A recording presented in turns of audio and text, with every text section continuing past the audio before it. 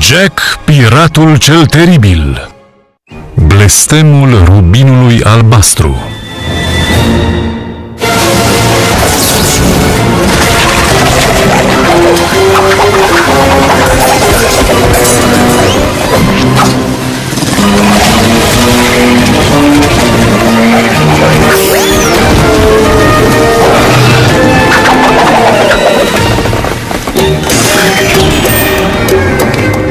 Știam că vei veni după mine, Jack! Știam că nimic nu o să te oprească! Desigur, scumpa mea, o iubire ca ta e mult prea puternică pentru a fi oprită de câteva duzini de monștri carnivori!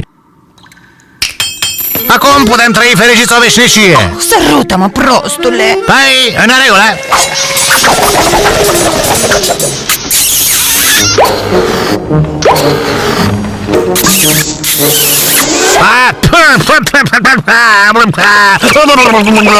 Minunat, capitane. Spune-mi din nou despre iubirea noastră care răzbate. A văzut cineva asta? Nu cred. Să așteptăm până trece cineva? Sigur că nu! Poți să întreb ce-mi făceai adineauri? Există legi, să știi! Păi, te-ai plâns că nu ai bani să-l plătești pe Willy față de rechin, care vine mâine la 6:30 să ia chiria pentru găina de mare, să știi. Și apoi te-ai dat cu capul repetat de catargo principal. Apoi ai sărit în mare. Da? Dar nu știu să not! Cred că ideea era să te neci, capitane. Și tu m-ai salvat! A fost o plăcere, domnule. M-ai salvat ca să sufăr o moarte mult mai lentă în mâinile sadice ale lui Willy față de rechin, cel mai faimos cămătar! Exact, domnule. Adică am făcut bine? E în regulă, Snack. Cred că toți trebuie să murim odată. Doar că eu va trebui să mor mâine la 6:30. Unde vă găsi destui bani ca să-l plătesc pe criminalul ăla? Au sosit cererile de închirieri? Da, domnule, am încercuit un client foarte ispititor. Arheolog, pasionat caută vas pentru transport pe insula lui Lassie pentru a lua un rar și foarte valoros rubin al nostru. Pirații nu sunt doriți, plata va fi generoasă. Căutați-l pe domnul Toșelarme Hotărescu, arheolog la întâmplare. Mi s-a părut că sună bine. Da, dar Snack, eu nu știu nimic despre arheologie. Ar însemna să spun o minciună foarte gogolată dându-mă drept coleg de-al lui. Și va trebui să perpetuez gigantica minciună până ce va pune mâna pe piatra prețioasă pe care o caută. Apoi să-l pocnesc în cap și să-i o fur doar ca să ne salvăm pieile de diabolicul Willy față de rechin. Totul se reduce la jaf la drumul mare, trișare, înșelăciune necinstită premeditată. Da. Așa, fă-ți bagajele. Și așa, Jack cel teribil l-a păcălit pe Tocilar Hotărescu și a plecat spre insula lui Lucy. A fost o provocare pentru Jack cel teribil să-și păstreze fațada, dar fiind un micinos atât de priceput, în curând l-a făcut pe învățat să creadă că e real. Ei bine, nu mai mult și vom fi bogați, nu, Snack? Ce fraier să dovede a fi Hotărescu ăla! Ce cu asta că aș fi un fraier? Asta, nimic, vorbărie de marinari. Nu știu prea multe despre marinărie. Suntem aproape de insula lui Lucy. Suntem foarte aproape. Ce poți spune despre această insula lui Lucy? Nu prea multe, mă tem. Doar cum să eviți toate capcanele ascunse în templu. Capcane? Doamne Sfinte Maică Precise, da! Locul ăla e o adevărată capcană mortală. Un pas greșit și tank! Ți-a zburat capul. Dar cu siguranță tu știi despre ele? Sigur! Pământ! În sfârșit! Acela e templul? Parcă face parte dintr-un circ. E minunat, nu-i așa? Ce rasă avansată trebuie să fi fost! Rasa avansată de țâcniți!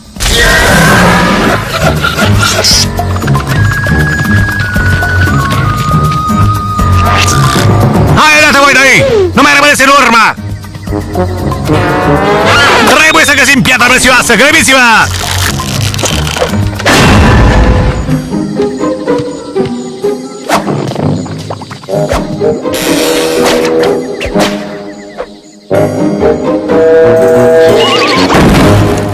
Trebuie să fim mai prudenți ca niciodată aici. Trebuie să aleg placa potrivită ca să deschid ușa templului. Da. Dă-i bătaie! Eu nu mai deschid nicio ușă pe aici! Asta e, am reușit, am nimerit-o. Slavă Domnului, n-aș fi vrut să mai cad încă într-o altă capcană!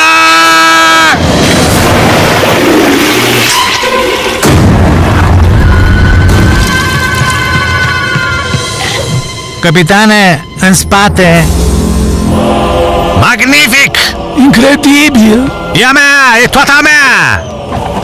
Stai puțin. Aia aparține muzeului lucrurilor rare valoroase. Nu mai aparține! Acum îi aparține piratului Jack cel Teribil! Pirat? Credeam că ești un arheolog pasionat.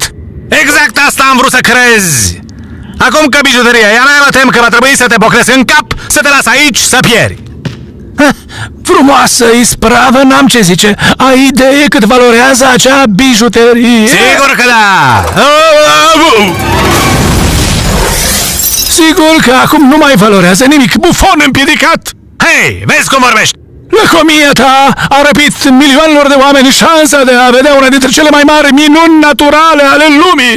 Ei bine, sper că ești mulțumit, domnule Lăcomie, domnule eu, gata cu plăcerile bogăției pentru tine, domnule isteț, domnule egoist. Ei bine, măcar voi avea plăcerea să stai capul! Ce s-a întâmplat? Găin Henrietta, Poftim? scăpând bijuteria aia, tu zeitatea templului la viață. Presupun că asta e rău! Pentru tine? De ce doar eu? Tu m-ai dus aici, gogomanule! Da, dar uite de la asta. Bună ziua, domnule zeitate, eu sunt un spectator nevinovat și aceștia doi sunt pirați care au venit să jefuiască templul de toate posesiunile sale pentru propriul lor interes. Și apoi au scăpat bijuteria și eu n-am avut nicio legătură cu asta. Nătăreule! Oh, nu, n-ați făcut asta, e adevărat? Indubitabil. Oh, asta e supărător, dar tu pari un om cinstit și de treabă, așa că am să-ți dau drumul. Aceste fete îți vor arăta ieșirea și te vor însoți pe o corabie de lux înapoi pe pământul tău de origine. O călătorie care va dura mult. Sper doar că tu și fetele vă veți ține de urât în săptămânile de plictiseală pe mare. Păi, ne vom gândi noi la ceva. Mulțumesc oricum. Ia un coș cu fructe. Mulțumesc din nou. La revedere.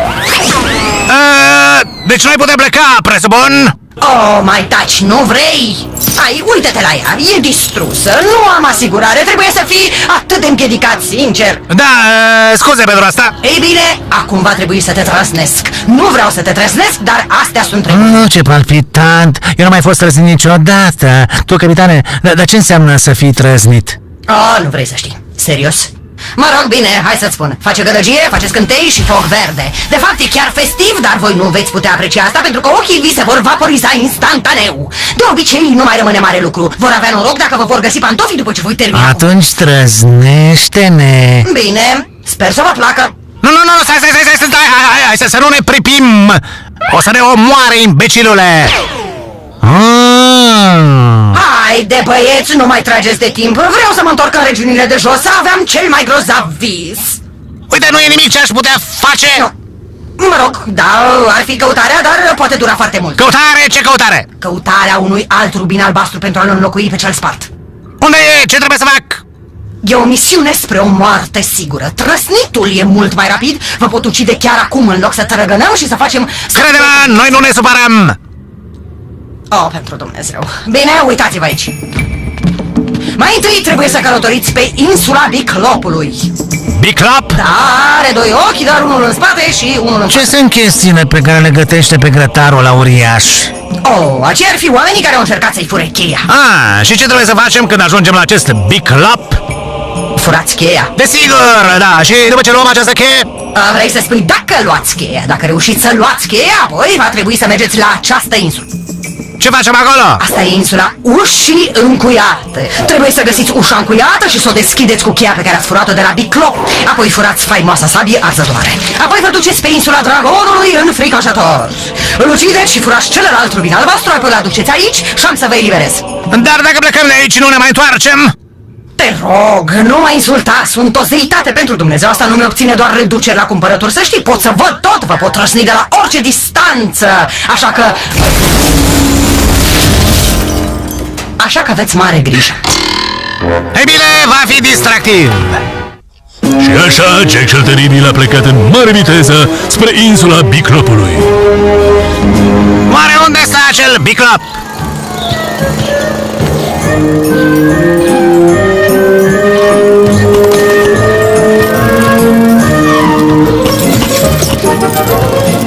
Aha!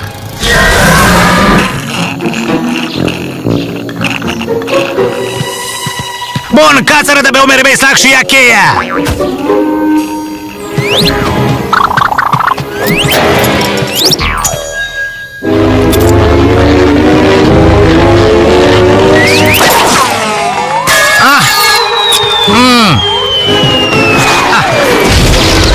Hei, dați-mi cheia înapoi, hoți mărunți și nervanți!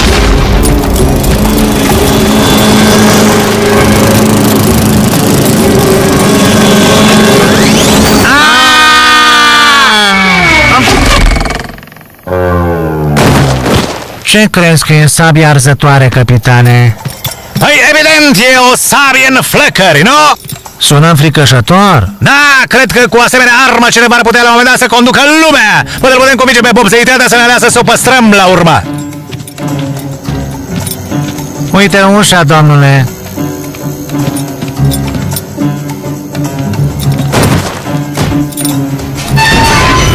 Ce rost are să te agiți atât pentru o cheie când afurisita aia de ușă e deschisă?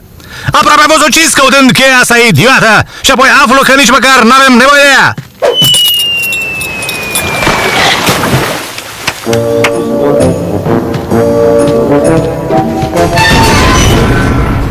Mi se pare normal, Slack. Am nevoie de ceva tare și indestructibil ca să sparg ușa asta. Iată, Snack, cea mai temută armă de pe pământ. Miraș albastru. Dă-te înapoi, Snack, nu vreau să fii ars de flăcările cele mai grozave arme. Wow, Suzana, să nu plângi pentru mine! O, Doamne, e o sabie arzătoare, o sabie cântătoare! Ce dezamăgire, capitane. Da, îngrozitor! Odată fermierul avea un câine, Bingo îl chema, B-I-N-G-O, Bongo, Bingo îl chema, ho, hai cu toții! Cum o să omoare prostia sau un dragon? O să-l plictisească de moarte? Mie-mi place melodia, domnule, și Bingo îmi cheamă, Bingo, Bingo. Snack, avem un dragon de ucis! Salutare din nou! Ei bine, cred că vă puteți da seama și singur că Jack cel Teribil se îndreaptă spre insula dragonului fricoșător de data asta. Deci eu am să tac, bine? Mai avem doar 15 minute pe parcometru, Snack, deci hai să găsim dragonul ca tu să-l ucizi! Poate locuiește în peștera aia, domnule. Nu fi ridicol, Snack! De ce o bestie uriașă și fricoșătoare ca un dragon ar locui într-o peșteră? Probabil ar avea ceva mai frumos! Eu cred că vom găsi numitul dragon în peșteră, capitane. Serios? Ești foarte atent, Snack! Eu nu văd nimic aici! Unde sunt chibriturile? Sunt la mine, capitane. Păi aprinde unul, nu vrei?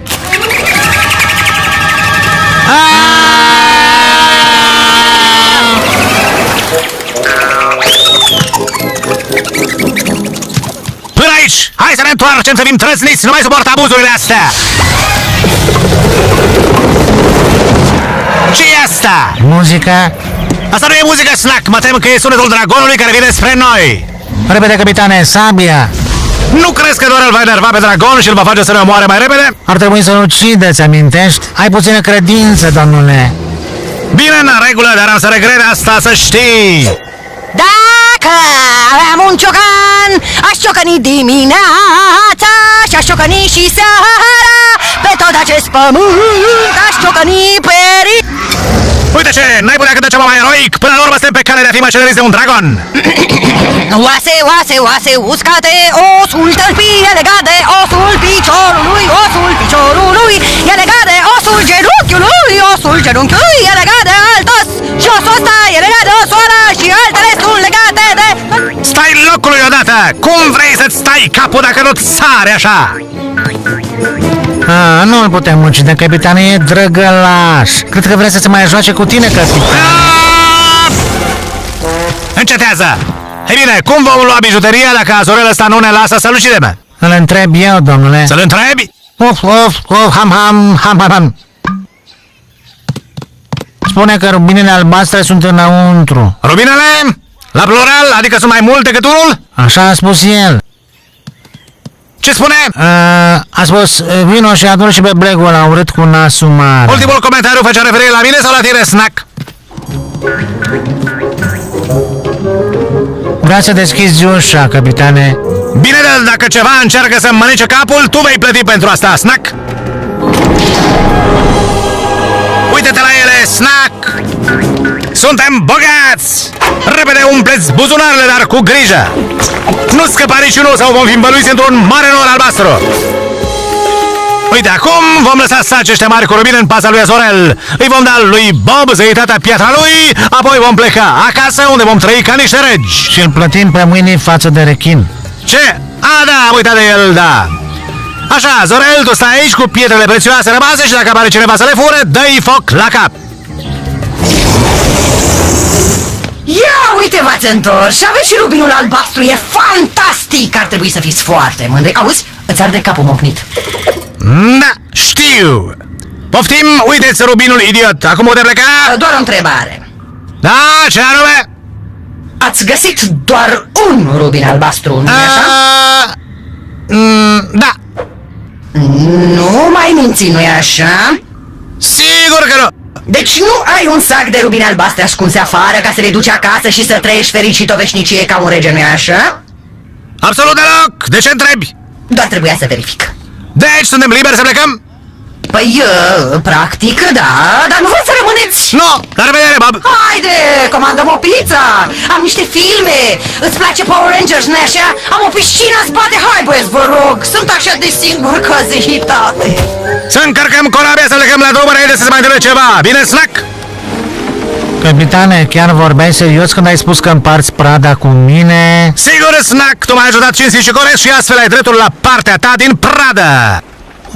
E minunat, capitane. Eu n-am avut niciodată niciun fel de comoară. Păi, bucură-te de ea cât mai ține, Snack, deoarece cu toate că m-ai ajutat la primul jaf, jaful acesta îl fac singur. Ia uite, dă încoace banii sau viața. Vezi, e totul corect și pe față. Păi, cred că e în regulă atâta timp cât n-am fost înșelat. Pământul e plin de înșelăciuni, Snack. Primul lucru pe care să-l înveți e să ai mai multe grijă de banii tăi. Bun venit înapoi, capitane. Willy față de rechin a primit rubinul albastru ca plată pentru găina de mare. Nu, a luat doar chirie pe lună pentru ea, banditul a zgârcit. Nu știu de ce am suportat asta, chiar nu știu. Probabil pentru că te-ar fi legat iar de masă și te-ar fi întins până ai fi arătat ca o spaghetă. Da, asta a fost. E bine, mai avem un lucru de așteptat. Care ar fi acela? Păi, Willy față de rechin e atât de lacom încât nu va putea rezista să încerce să taie rubinul albastru în mai multe pietricele mai mici. Domnule Sfinte, capitane, ce-a fost asta? Ăsta ar fi Willy față de rechin care descoperă cât de greu de tăiat e un rubin albastru. Cred că nu va mai vorbi cu noi o vreme. Nu, până nu va ieși din salonul de arș. Apropo de salonul de arș, ai scăpat de dragonul ăla deranjant, Snack? Domnule, n-am putut să-l trimit înapoi, așa drăgălaș și pufos. Nu e pufos, Snack! E acoperit cu solzi! Mă rog, l-am pus într-un loc sigur unde nu vă stă în cale, domnule. Jos în camera unde nu mergeți niciodată, domnule. Știți cea cu toate butoarele de pulbere în ea? Am pus și rezerva de rubine albastre acolo cu el ca să le păzească. Vorbești de camera prafului de pușcă? Asta e. Niciodată nu mi amintesc numele ei. Imbecilule, ai pus un dragon care scuipă foc într-o cameră plină cu praf de pușcă și pietre prețioase explozive? Scoală-l de acolo imediat, înainte să...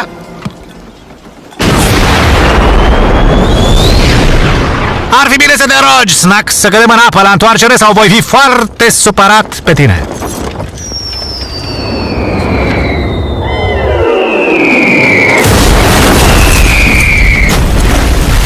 Ca să vezi, mi-au fost ascultate rugăciunile. Eu aș începe să mă rog în locul tău, Snack.